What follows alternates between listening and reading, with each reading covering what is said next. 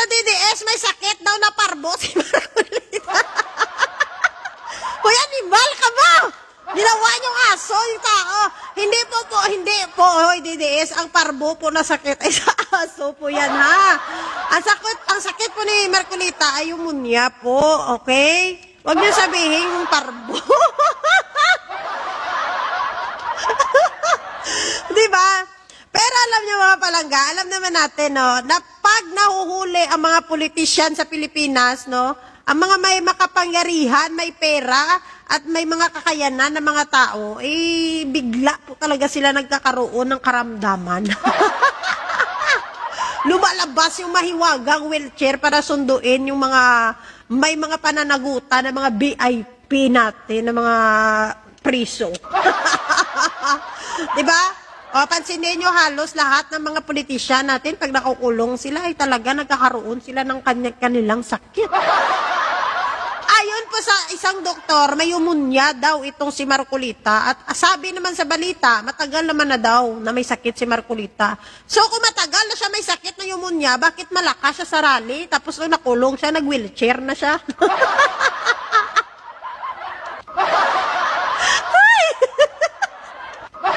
Alam nyo, ngayong administrasyong Marcos, napapagod na yung wheelchair kasi ang dami-dami niya nang sinasakay.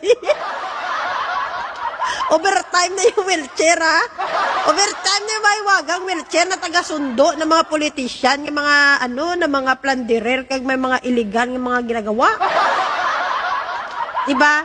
Kung mapansin natin, nung nakaraang araw lang, dinalaw po ni Sara Duterte at ni Ruben, itong kaibigan nilang may parbo. Ay, hindi. May pneumonia. No, dinalaw nila yung may parbo nilang kaibigan. Na si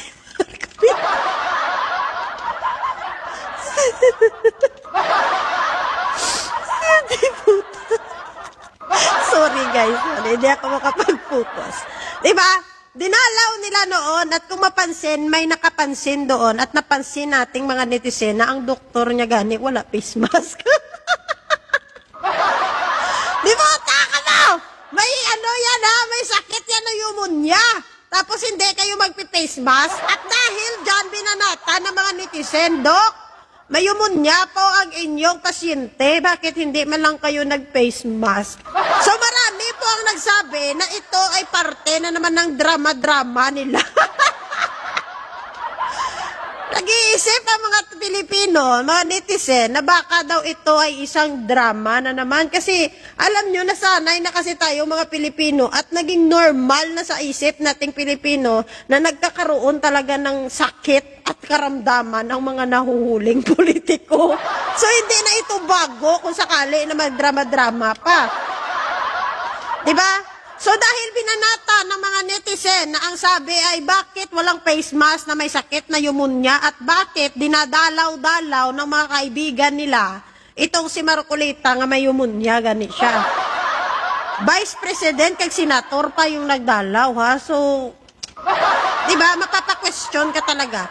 At dahil marami ang nag-question dyan tungkol sa sakit na parbo, sa sakit na pneumonia ni Marcolita, ito ngayong araw, sinabi nila na fit naman daw si Marcolita na pumunta sa hearing.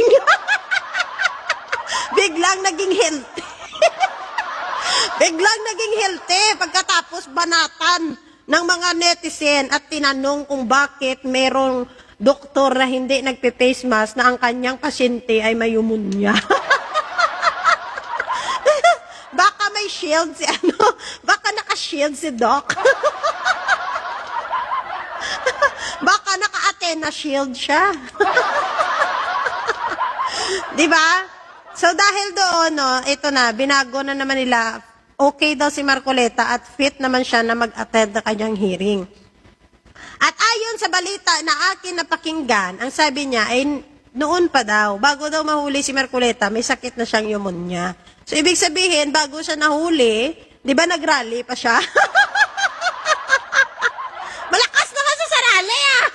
Malakas nga magbanta! Malakas nga magsinungaling! Malakas nga sumigaw dun sa itaas ng stage!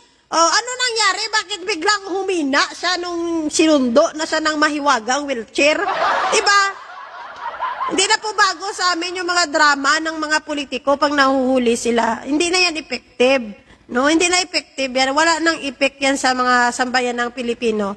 Alam niyo, yung ginagawa kasi nila na nagkakaroon sila ng sakit, para lang naman yan sa public sympathy ba? Para kaawaan sila, na parang kawawa sila, parang, alam mo yun, alam mo naman tayo mga Pilipino, maawain tayo. So, ang ginagawa kasi ng mga politiko na to is ginagamit nila ang emosyon ng mga Pilipino para kaawaan sila. At pag kinaawaan sila, syempre, suportahan sila. Kaya lahat na lang ng kasakit-sakitan na katawan nila, ilalabas nila para kaawaan sila ng mga sambayan ng Pilipino. Pero, bilang isang Pilipino, sanay na po kami dyan. Sino kaya ang next na susunduin ng mga mahiwagang wheelchair? Alam nyo, inaantay ko talaga si Depensor. Kung ano ang kanyang magiging sakit. Si Jinggoy, si Depensor, saka si Rebilla. Pero dito tayo sa katotohanan at realidad na nangyayari sa ating bansa. Sa sistema ng ating bansa. Nakakaawa po yung mga ordinaryong Pilipino na kahit sa maliit o malaki man na kaso nila is andun siksikan sila sa preso. Tapos ito mga politisyan natin na napakalaki ng kasalanan sa ating bansa, VIP treatment sila. Bakit? Kasi may kapangyarihan, may pangalan, may pera. Ganun kalungkot ang sistema ng ating bansa. Kaya naisip ko rin, it's my own opinion and sa akin lang to ha, bala kayo sa isip nyo. Pero bilang isang Pilipino, napaisip ako.